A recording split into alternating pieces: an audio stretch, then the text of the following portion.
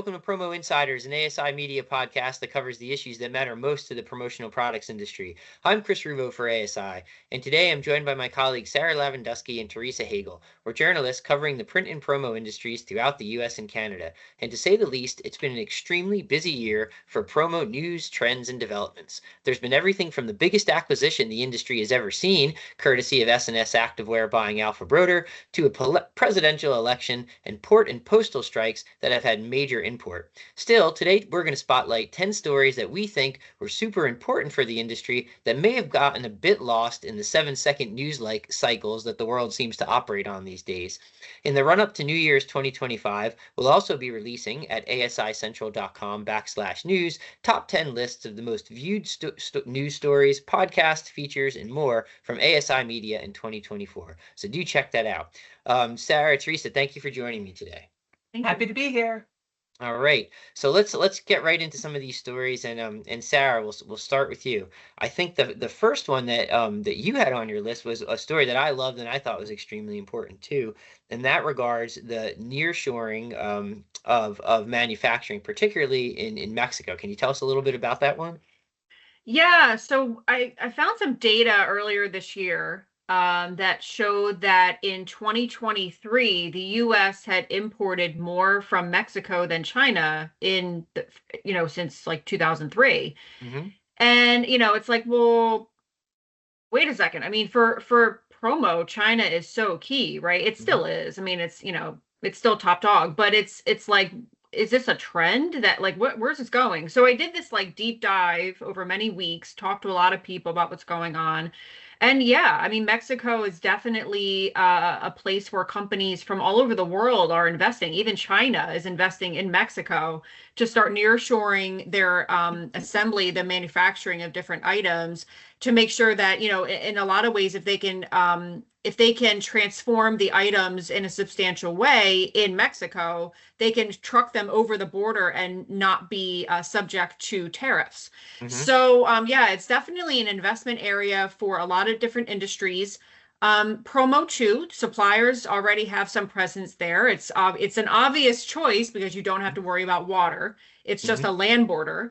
Now that has, that comes with its own challenges, but it definitely is a nearshoring option. I think some of the things that are kind of keeping it from really taking over China as a country of origin is that there's definitely a cultural difference there. I mean, China, they're just manufacturing is their thing. They manufacture so quickly, stuff's heading out the door very quickly. Mexico is a little slower than that. Mexico really is more of like automotive, appliance, furniture, like those big ticket items. Like a longer play. Yeah, exactly. Yeah. And China they can make little things like widgets so quickly, and then the same factory goes right over to something else and makes that really quickly and puts it out the door. So it makes it really, obviously, for a long time, it's been the number one choice for promo. And then just like innovation and small items, China is always innovating. They have big shows over there every year. China's always innovating with new promo. So, but Mexico certainly has there are people who are investing in Mexico in a big way. And I think China, is looking at that too. And they're investing all up and down the Pacific coast in different ports. But yeah, I think Mexico's definitely a place to keep an eye on for us, for sure. Yeah, it's interesting, and it'll be interesting to see too how things play out if there are new tariffs implemented against both China and Mexico in the next administration. T, I'm going to swing it over to you because I know we have 10 to get to. And I don't want to bog us down with too much commentary. But sorry, I think the great place to start us off. So, Teresa, I think the first one that you had on your list was that North Carolina. This was a really I thought interesting kind of feel good story in a way too. Is reclaiming its apparel heritage with a sustainable twist was the headline. Right. Can you just tell us about that a bit? Sure. So that was the story. Actually, was the very beginning of the year. I think it originally appeared in the winter issue of Counselor, then went online. But it was something that I had been noticing just from covering apparel and covering sustainability for so long. Is that a lot of times when I would write these stories about like innovative companies, like there's this company called Keel Labs that is making like fibers out of seaweed, or like those Reprieve recycled polyester, fabrics. That's done in North Carolina. They're all in North Carolina. And I was like, what is going on here? And I mean, like, in some ways it's very obvious because, North Carolina, the South, that's kind of like been a hub for Sure. apparel, cotton. And then there's been a lot of, traditionally a lot of manufacturing. But of Mhm. course, with like, NAFTA and things like that in the 90s, everything started to go away and go overseas. Mhm. But what they've been able to do is they're sort of like reinventing themselves and focusing on this more niche, like sustainable product. So Mhm. it's very interesting to me. So and I actually found, even after I wrote the article, I focused on a lot of different companies, like I mentioned, there's a Heel Labs, I think Sports Solutions, that make socks there. Socks are an easy thing that are able to Okay. be still manufactured in the US. Mhm. Reprieve, TS Designs is like the sustainable dye house and Mhm. apparel decorator.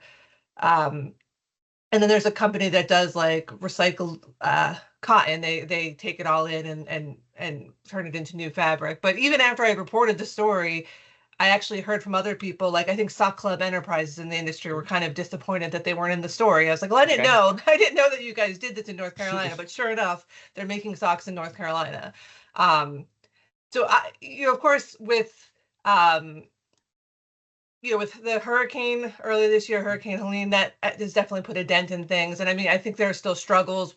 We're still reporting on, apparel mills that are closing down, Mhm. because it's still hard. It's still hard to do apparel manufacturing in the U.S. But It's very labor intensive, and yeah, labor yeah. costs that you require here do make it prohibitive for a Yeah, lot. yeah. Yeah. But I mean, I think the focusing on that innovation and the sustainability is one way to kind of differentiate and try to kind of reclaim that heritage and make it Mhm. into something that could be viable. So, it's definitely not a sure thing, but it's definitely a trend and something that could grow more, Right, and if I helped think that's what along, I I walked guess. away from it with is like, hey, like the massive, large scale stateside apparel manufacturing that once was is not what's occurring there. But it was an interesting return to root story in that Yeah, it's a reinvention in that you said, in that they're finding these niche ways to operate, and then if you're looking for a sustainable solution, it's nicer to have things closer to market, yeah, obviously, because right, you're not right. burning as much fossil Yes. fuel. So there was all these things that came into play that I thought made it a really interesting story. Yeah. Mm. And I mean, like, and the other thing that's kind of interesting is that they're taking some of these old, like, hosiery mills, things that have been, like, abandoned. And, like, that's what Sports Solutions did when it moved in there. They just went into this already, facility that was already there and, like, made it work for their uses. So it's like some of the infrastructure, some of that, like, institutional knowledge is still there. Plus, North Carolina has kind of a kind of booming, like, tech sort of sector. So there's a lot of Mhm. factors that align. Makes sense. Makes sense. All right, I'll give you one of my top ones here. And this story did get some views, but not as much as I thought it would, given the import for the industry. And that was this was okay. So it was the independent contractor rule. Okay, so basically, new rules went into effect that essentially make it much more difficult to classify an employee as an independent, or excuse me, much more difficult to classify a worker as an independent contractor as opposed to an employee. And that has, major significance for our industry, because our industry, many companies, particularly on the distributor side, but not just, rely on independent contractors as as a sales force, and also in some cases even independent contractor designers are contributing to things that go on as suppliers and distributors. So this federal move, in a lot of ways, could compel if you want to be in alignment with the law, you to reclassify independent contractors as employees, and that could lead to greater expenses for the business. And then also, a lot of independent contractors don't want to be employees. They like the freedom that comes with being classified in that way. So this is still kind of all going through the courts right now. It hasn't been completely settled one way or another. You also have a new presidential administration coming in that might take a completely different line on how to approach that. But it was just something that was of major import for the industry. There was lobbying that occurred in Washington over this. So just something I felt deserved Yeah. a second trot out, so to speak. Did I- did you like what is the people in the industry, what has their take been on it? I mean, obviously it affects some people negatively, but does anybody think it's like a good thing? Yes, and that's a that's a great question. There was a few people, and for understandable reasons, they didn't want to talk on the records. They didn't want to be singled out, but who had said that they'd worked as independent contractor salespeople, that they felt that they had been exploited, and that this they felt kind of gave them a solid legal ground to stand on and say, no, I should be compensated for XYZ, or I should be an employee, not an independent contractor. So it definitely wasn't all one way or the other. But there was a strong feeling, I think, in the industry that this threatened some industry business models and was, of note to say the least. Right. Yeah, yeah. All right, we're gonna move along, keep it moving here, trying to go quick. So Sarah, the next big one that you had was your visit. This was a good one. To the American it's political items collectors. Yep. It was like a traveling museum, right? It was so cool. Yeah, it so was tell so us about cool. that. Yeah. So our VP, Michelle Bell, she was like, "Hey, is anybody near this? Can anybody go to this event that's happening?" Like it was like the next day or 2 days later. And I'm like, that hotel is literally like 5 minutes from my house. So I was like, yes, is obvious. So this organization, they're called the American Political Items Collectors, APIC. They have been meeting since 1960. And these people, they are history lovers, they are promotional product lovers through and through. They have it's an organization that has chapters across the country, 20 regional chapters. This is the Mid-Atlantic chapter. They meet every year around Veterans Day, it was like mid-November. They meet at this hotel near me. And these people bring political items from, you can't even imagine, like back from when like buttons and pins were first made in like the McKinley campaign of like 1896. Okay, wow. Right? Yeah. Yeah. So they bring, and then so it started with political items, like mostly like presidential campaign promo. That's what it started with. But now it's like anything and everything. So, and people have their niches. So there's like pop culture stuff. There's a lot of buttons and pins. That's a big one because they're small and easy to carry. And they put them out on these tables. You can buy and sell. Some people are just there to check it out. Other people have very specific items. Like the one guy pointed out and he said, "Oh, that guy over there, he only collects presidential items from William Jennings Bryan's campaigns, like in the turn of the century." And like, right? I was like, wow. How do you get like a interest that specific?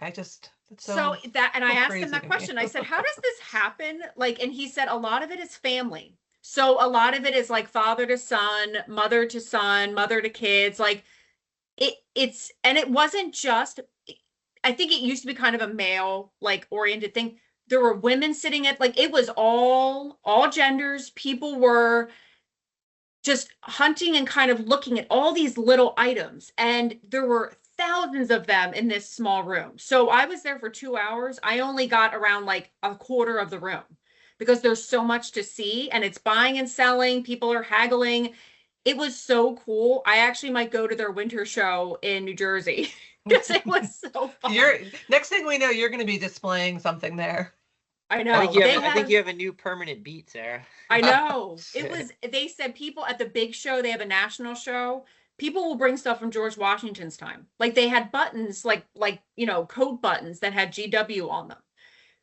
It was really special. It was a really cool experience. I'm glad I was able to go. So very cool. And without going on, what was your favorite? Did you have a favorite like item that you saw?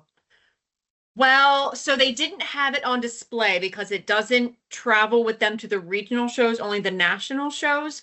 But there was a button. This shocked me. There was a button with the 1920 presidential campaign with James Cox running as president, FDR running as his VP. And it's called a Jugit because it depicts two people. A Trigit depicts three. It's a Jugit that's worth $50,000. Wow. It's a button. It's literally a pin that's worth $50,000. And this couple has it in their vault. Know, it's like one generation's quote tchotchkes or the next generation's cherished keepsakes, mementos, and stuff like that. So it's pretty. That's fun. Promo's been loved for generations. All right, very good. Teresa, you were going to discuss, and this could be like a whole podcast in itself, but the how to solve sustainability's most daunting task. This, I mean, and we could get very much in the weeds here, but Yeah, give us let's the not why do this that. is what's in play and why it's important for the Yes. industry. Yeah. Right. Let's go from something fun to Yeah. something Let's go from serious and buttons to somber, scope 3 right? emissions. Yay. So yeah, I mean, I think this. I wouldn't say that this got no play, Mhm. when it came out, but it's just something that the scope 3 emissions and carbon footprinting and all that kind of stuff, it's not going away. It's not getting smaller. I mean, I think our industry has been a little bit slower to get into it, but they're finding that all of their bigger clients need to they want that data from them. They want those metrics. So we're having to figure out how to do this. So this story that I wrote back in, gosh, I guess it was in February, but it was all about measuring scope 3 emissions. And the quick like primer on what that is. Like scope 1 is the direct greenhouse gas emissions, like kind of anything you produce at your factory, like whether it's the vehicles or anything you're kind of burning on site. Then scope 2 emissions is related to anything that you purchase, like purchase of electricity or heating or cooling, things like that. So that it's not like being done on your site necessarily. You're buying it from, the power plant is generating those emissions, but because it's going directly to you, it's still kind of more of a direct emission. And those are pretty easy. Both of those are really easy to measure, right? Because Sure. you get your electricity bill, you know how much gas you're using, but they're also a very small part for most businesses of their emissions kind of portfolio. Scope 3 is sort of the catch-all of everything else, and it could be up to like 95% of your overall like carbon impact. And so it's basically everything up and down the supply chain, from like the raw material extraction to the disposal of items. It also has to do with like business travel, employee commuting, kind of anything that your business is affecting indirectly, any kind of emissions that way. It's really hard to measure, but it's important, and a lot more people, a lot of like Fortune 500 companies, they want to know this, pen or this T-shirt, what is its carbon footprint specifically. And it's hard, like getting those specific product level metrics is challenging, but there's a lot of companies that are working toward that now. Like Gemline has, is one that was adding product level carbon footprint for a bunch of items, and that newer supplier Rupt, I think, has done it. There's other ones that are doing, they call them life cycle assessments, but I think there's more and more solutions and more interest in kind of getting very, very data driven and very, very focused down on what is the environmental impact of this particular item. How can you make it more circular? How can you make it less of an impact, when it's created? And how can we sort of just measure that and kind of plug that into our own carbon accounting, our own, sustainability reports. So it's something that is hard to understand, but it's important, but it's boring, but we need to think about it. So yeah, well, I agree. I think, and I think people in the industry are, particularly on the supplier side, like we see it more in Europe. Of course, there's with like a legislative emphasis on being able to provide, the digital product valid passports is like one of the big things that's coming down the pike. Yeah. Yep, right. And whether or not we'll see that in North America, or maybe it's more of a question of when we will, is still up in the air, but these are things that are in play, and there are particularly, as you pointed out, larger global clients, the Fortune 500 of the world, and companies in that vein that care about this for their swag purchasing. So if you want to compete in that realm, it's important to be able to speak to these concerns. Yeah. And I got to assume too that if they're gonna have to do it in like Europe, it probably, if you're like a global company, you're not gonna want like two different products, right? So if it has to have the passport in Europe, we're probably going to see that more in the US too, and whether it's like mandated or not. So it's a good point. It's almost like how they always say what happens in California then spreads to the rest of the country. It's like that can happen because it influences. So all right, very good, and a very interesting story. And as you say, it's a dense topic, but it's one that if you really want to, if you care truly about sustainability, or you want to serve clients that do, it's something to have very much have on your radar. We try to break these things down when we post, and there's some like infographics in there, and I try to try to make it not, it's dense, but try to make it somewhat understandable to the layperson. Yes. Oh, you did a good job of it. All right. Thank you. Next one, I'll jump in with my next one, which is supplier credit card fees. This was a again, to your point, it didn't do terrible in terms of engagement, but maybe not as much visibility as I initially thought it might get. And it was because it's a controversial topic in the industry. And they talk about it a lot. I mean, I see that on all the forums. People complain about it. And it's partly why I decided to write about it. Just kept hearing from some people are aghast. There are some distributors I say are aghast that suppliers would charge credit card fees. Others say it's no big deal. Hey, we understand it's a cost or convenience of doing business. But it was a very interesting discussion around this topic. And the word from suppliers on it who do charge credit card fees was simply this, that listen, it's costing us money. We're in an inflation. We've been in an inflationary economy for several years now. We've already had to swallow margin because of what we had to take on during the COVID era. We've had to swallow more margin to stay competitive during, as inflation continued to accelerate, post COVID. We're at a point where we just can't give away another 3%, and remain viable. So they say, hey, there's a convenience to using the credit card. We're not making money on this. We're just passing along what we're being charged, to run these transactions. Some distributors are very understanding of that and are happy to pay. Others are not and don't think that they should have to pay the fee, or maybe even to make the distinction a little clear, they say what they don't like is they feel like some suppliers, and certainly not all, but some have tried to bury the fee to where it comes up at the very end of the transaction, and they say, hey, listen, if you're going to charge me a fee for this, just make it very apparent, when I'm ordering from the outset that I'm going to have to pay a fee. One of the I could go on and on, but I'll say one of the alternatives that suppliers propose is to use ACH, that payment method. Not all distributors want to do that though with every supplier, because they're a little uncomfortable with their banking information kind of being shared with a supplier they may only work with, randomly here and there. So it was just, I felt an interesting article that kind of delved into a lot of multifaceted perspectives on why suppliers are charging credit card fees and how they're doing it. One last thing I'll say on it is that some suppliers actually build the cost of credit card fees into product costs, so you just don't get a line item on it. It's just, hey, this is what it costs and it accounts for that.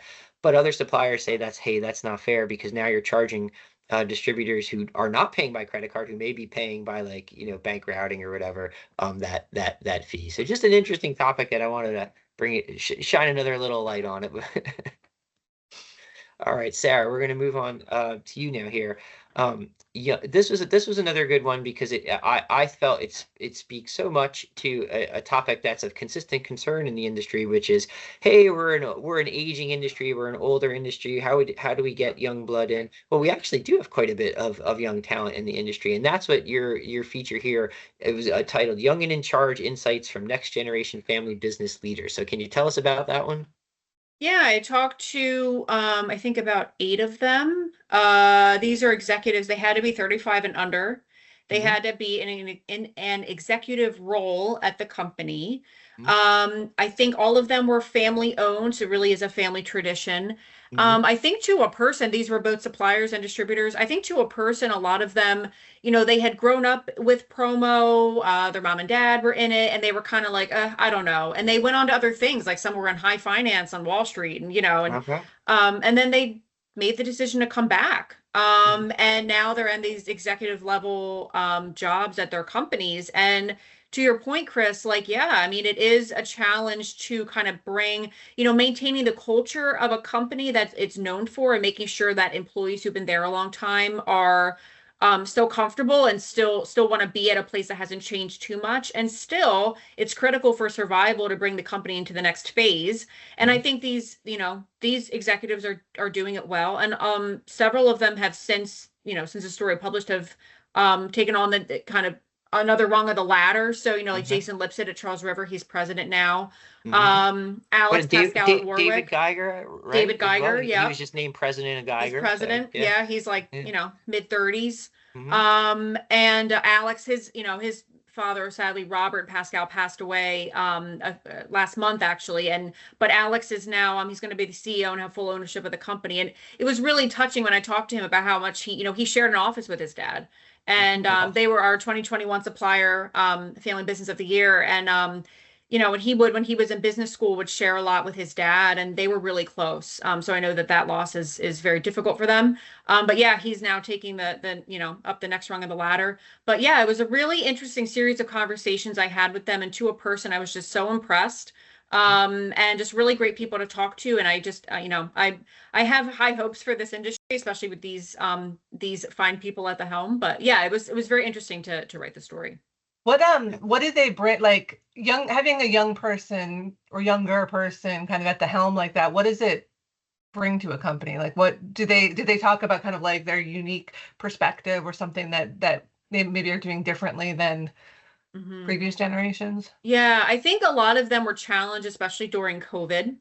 I think COVID caught a lot of companies across the industry flat-footed, you know, Mhm. and for several of them at least, it was definitely like, okay, this is a time for us to reset. You know, a lot of them actually came on during that time.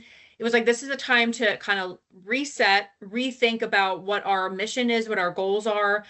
I think a lot of them have started really looking at younger buyers actually, and going after like the millennial Gen Z audience when maybe that wasn't a focus before. Getting a little bit more bold and risky with their branding, with the products that they're pitching, the vendors that they work with. So it feels like to me there's been a real kind of like breath of fresh air that's been breathed into a company. While its bones are the same, it's really like, let's like take a risk and start like looking at these new markets, new verticals, new audiences, that kind of Mhm. thing. Right. So a good balance of the old and new too. Yep. Yeah, and just to build on that point, I liked the family business aspect of it because it does show that like even in an industry like ours where there is increasing private equity investment Yeah. and various things, we are still a largely mom and pop industry to a very Hmm. significant degree. So I found that Absolutely. encouraging as well. Hmm. All right, Teresa, to your third story here, and this is one that's extremely important because it applies to really like what's the essence of our industry, which is, hey, we take blank product and we make something, you know, new out of it with Right. graphics, right? We Right. give it a whole personality and life. So can you tell us about this story on direct to film? Yeah. Yeah. Yeah. So I wrote this kind of everything you need to know, like explainer about direct to film. I guess in the summertime, I had been hearing about this process for it's relatively new, right? Like a couple years ago, I think it started to come out, and it's basically a different type of like a digital heat transfer. Um, Sort of like, you know, like they have like other heat transfer, like screen printed transfers or other things like that. But the difference with this one is that it's, you know, using digital printing, like the full range of CMY colors plus white. There's higher DPI than a typical transfer. It's photorealistic.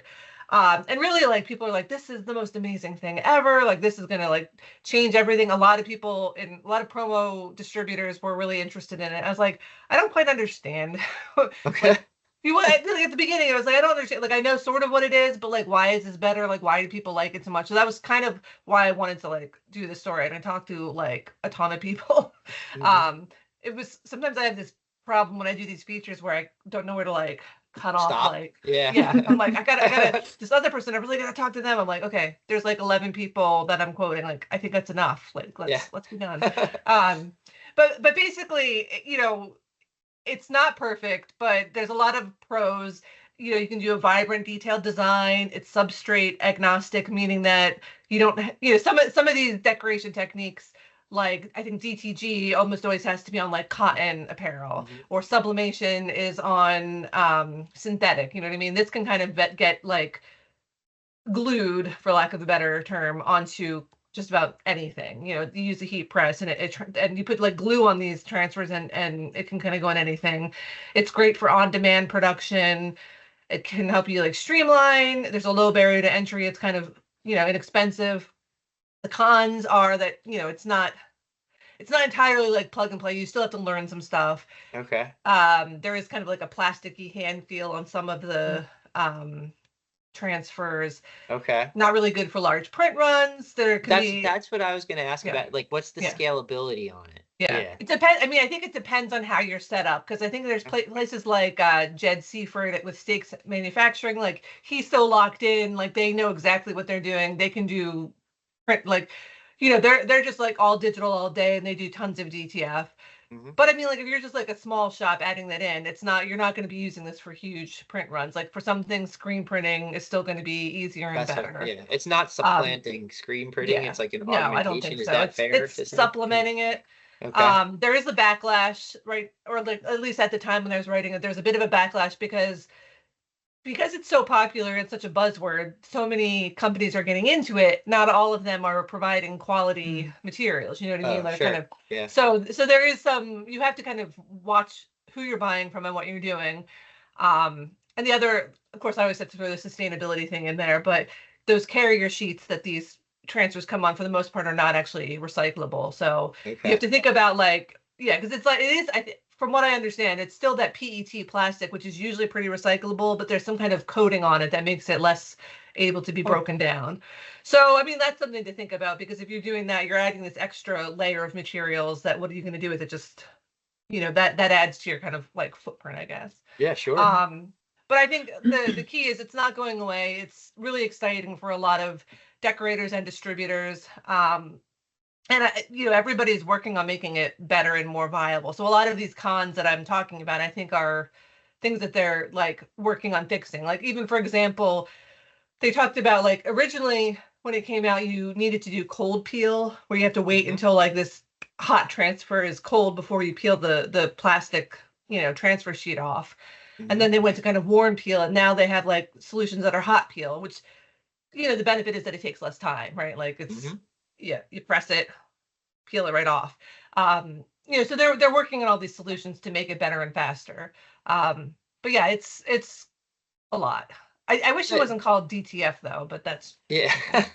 It's interesting because, as you say, it's in the beginning stages, and like anything in the beginning stages, there's like things you have to work through, but it is an exciting medium. It seems like that and I certainly don't have your expertise in the area of decoration, but I think you spoke to this, and that's, even smaller, like if I'm a smaller distributorship and I maybe just want to do some stuff in house, smaller run, quick run off, like that's a relatively cost effective option for me, right? Well, and the nice thing too is that you're not tying up inventory with things that aren't going to sell. Like, having a bunch of like transfers like ready to go onto a t-shirt or other product is different than like destroying a bunch of shirts that aren't going to sell. You know what I mean? Like so like there's some cost savings and sustainability, and not like printing things ahead of time that don't need to be printed. The other thing is that people were comparing it to the rise of like direct to garment, like 20 years ago or so, where it was very exciting, but there was a lot of confusion, a lot of missteps, a lot of like kind of bad stuff out there, and a lot of backlash. So it kind of was like a bumpy road. This is following that trajectory, but like on a much smaller scale. So it's going a lot quicker than the kind of switch to digital, like direct to garment printing. All right, good stuff. All right, I'll give you two to just to get us to 10 and even 10 here. All right, two stories. So one I did was on requests for proposals. It's they're a big pain point for distributors in the industry. I think the lead I used for the story was that they should be called like required fiasco participation, because that's how some distributors feel about them. And what this story explored was ways that distributors felt that the process could be improved or even fixed. And without going through all the ins and outs, one of the big things they said was that they wish they could get requests for a proposal to a point where they're working with the actual buyer, like the client within an organization to whom they'd be providing the actual solutions. Usually those people are in marketing or HR, as opposed to the procurement department, which is almost viewing promo as like office supplies, like where it's not like a creative branding thing. And they say that that's the that's where there's this big disconnect that happens. And there's a lot that came into play along with that, but that was the central idea, that if we could get it to a point where we're moving from a request for proposal from procurement to a request for solutions, as they called it, from marketing or HR, that even when you're competing in these request for situations, it would make it more productive for the client, and they feel help better showcase who might actually be the best partner beyond just like, a couple generic box checks and costs. So that was an interesting one. It did get good engagement, but again, not quite as much as I'd hoped. But still, I mean, I guess we want all of our stories to get more engagement than they do, right? Like we want them all to go viral and have tons of views, but yeah. But hey, so that was a good one. And then here's the last one. And I saved what I think is the most important for last. Is I wrote a commentary that I feel that that this has been the most momentous year ever, the most significant year ever for mergers and acquisitions in the promotional products industry. And in the intro of the podcast, I referenced the S&S deal. S&S, of course, is the second biggest supplier in the industry, buying the third biggest supplier in the industry, Alpha Broder. They're both multi-billion-dollar firms. That was huge. That was shocking. I remember when that happened. It was. Weren't you on vacation that day, actually? Oh my gosh. Yeah. So how that happened. Yeah. Without going we had gotten word on it. I was literally in the woods in Maine, outside of cell phone range, fishing with my two oldest boys. And boy, when cell phone service kicked back in and I saw what was sitting in my inbox, that was pretty wild. But anyway, that deal alone could almost make this year such a massive year but there has been so much more than that. So many other deals, like you look at the I Promote You buying AIA, another massive deal involving Counselor Top 40s. We've seen multiple Counselor Top 40 firms investing in European companies, where they're looking to gain inroad. And I shouldn't say investing, I should say acquiring European-based promo companies. So there's this increased globalization to the M&A. Geiger, of course, has been very aggressive with that, but so have other firms, BDA. This year, Overture made an acquisition in Germany. So it's those deals and many, many, many more that have played out domestically have really made this an extremely significant year for M&A and promo. Is this a good thing or a bad thing? Like, how do you think how does it affect promo overall? Oh, geez, I've avoided answering that question overall. I think it depends. I think some, I'll give you a politician's answer. I think some would say that that with increased scalability and everything like that, and it allows for greater investment that would allow for technological upgrades and standards upgrades that are going to make the industry, like, kind of a rising tide lifts all ships. Like the industry will have a higher degree of professionalism and operational capability, and that will make everything better for end clients, and as such they'll want to buy more merch. There's other people though who see it as a power and spend consolidation, and that they see it as an erosion of what's maybe traditionally been promo, which is a lot of small mom and pop shops. So my personal opinion is that we're not about to be like a few conglomerates of like merch companies anytime soon, remotely soon. And one reason for that is that the barrier of entry to our industry is still fairly small if you want to be a distributor. Like you could start a distributorship, I don't want to say like tomorrow, but you can do it easier than you could maybe certain other things. So I do think new people will continue to come into the industry and want to be independent entrepreneurs. Yeah. I could go on and on. One of the big factors driving this a lot of the M&A is private equity, which I mentioned before. There's been a lot of private equity money come into our industry. They like our industry, and a primary strategy for them is to say, hey, here's a great company. We're going to buy this company, invest in them, and then through them do add-on acquisitions. So that's part of, but not all of what's driving it. So it's just, hey, massive year for M&A, and wanted to put that before everybody again. All right, guys, that's our 10. Any final thoughts on 2024 here? No. I'm done with 2024.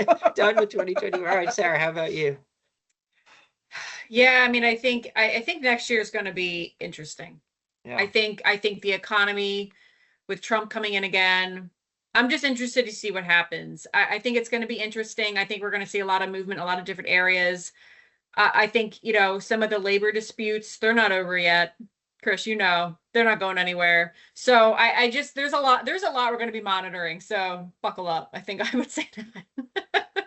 Yeah, I think that's probably a good word. And we're starting the year with a very high, like, not likelihood, but a high possibility of a port strike again on the Yep. East Coast. So there's no rest for the weary. But Nope. you know, hey, us here at ASI Media will be here to cover it for the promotional products industry and the print industry, and to hopefully give you, our listeners, insights that help you run your business and be more successful. So Sarah, Teresa, thanks for joining me on this today. This was a fun one to do. Thank you. For sure.